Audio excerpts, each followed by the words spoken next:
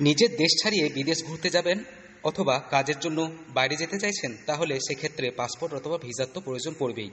আর passport তৈরি করতে গেলে সরকারি বেশ কয়েকটি নিয়ম পালন করার পরই আপনি হাতে পাসপোর্ট পেতে পারেন। তবে সমস্যা ঠিক সেই জায়গায়, পাসপোর্ট বানাতে গেলে আপনাকে হতে হবে বাড়তি সতর্ক। এবার আপনার মনে প্রশ্ন জাগতে পারে, কেন হঠাৎ কি এমন হলো?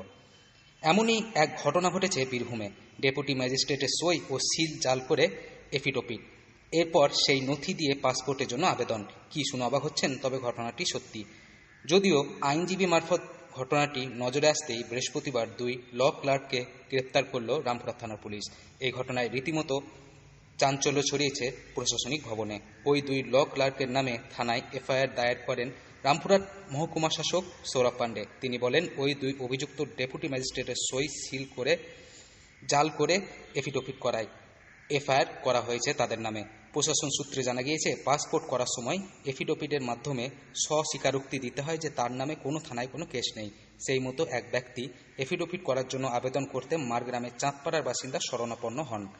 এফিডেভিট ঘটনাটা হচ্ছে, কিছুদিন আগে আমাদের রামপুরহাট বার অ্যাসোসিয়েশনের সেক্রেটারি সাহেব একটা এফিডেভিট নিয়ে আমাকে দেখান।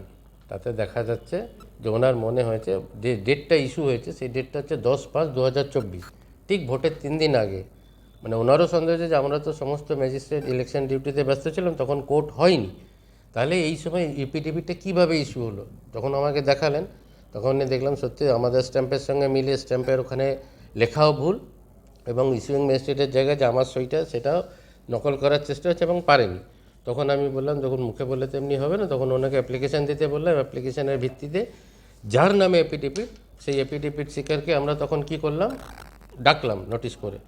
উনি তখন একজন মহুরিকে মানে ল ক্লার্ককে নিয়ে এলেন, রবি মণ্ডল নাম, যে বলে ইনি করে দিয়েছেন। যখন রবি মণ্ডলকে ধরছি, উনি বলছেন সেন্টু শেখ বলে একজনকে করে দিয়েছেন। তখন আমাদের এসডিও স্যারের চেম্বারে ওনাদের দুজনের হিয়ারিং হলো। তো উনি ওই রবি মণ্ডলকে বললেন যে আপনি যে সেন্টু শেখের নাম বললেন তাকে ডাকুন ফোনে। সে ফোন হয়ে প্রশাসনিক স্তরে জমা পড়ে যায়। সম্প্রতি সেই এফিডেভিট যাচাই করতে আদালতে আসেন এক ডিআইবি অফিসার। বিষয়টি নজরে আসে রামপুরহাট আদালতের বার অ্যাসোসিয়েশনের সম্পাদক উৎপল মুখোপাধ্যায়ের। তিনি বলেন, গত বছর 10 মে এফিডেভিট করা হয়েছিল, কিন্তু সেই সময় ডেপুটি ম্যাজিস্ট্রেটরা নির্বাচনের কাজে ব্যস্ত ছিলেন। এফিডেভিট করা বন্ধ ছিল।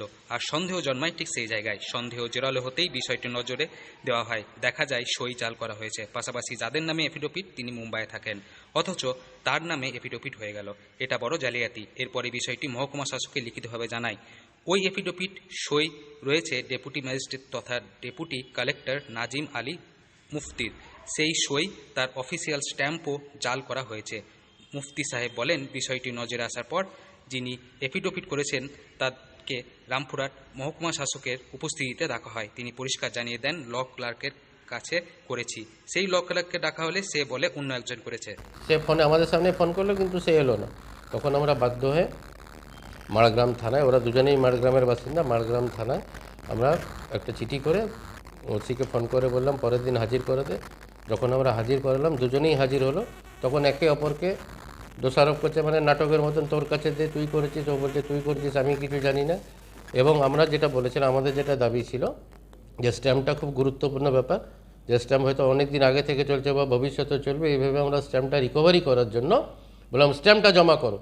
কিছুতেই ওরা দিল না। তখন আমরা বাধ্য হয়ে রামপুরহাট থানায় এফআইআর করে ওদিকে পুলিশের হাতে তুলে দিই ফার্দার তদন্ত এবং পরের কেসের জন্য যে ওদের যে আইনত যা কেস হবে সেটা করার জন্য, যাতে আগামী ভবিষ্যতে এটা আর না হয়।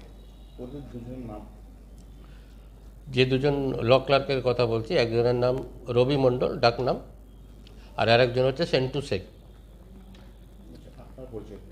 আমার নাম নাজিম আলী মুফতি। আমি deputy magistrate, deputy collector, SD office Rampurhat এবং এক্সিকিউটিভ ম্যাজিস্ট্রেট। বীরভূম থেকে সৌভিক রায় রিপোর্ট, লোকাল 18 বাংলা।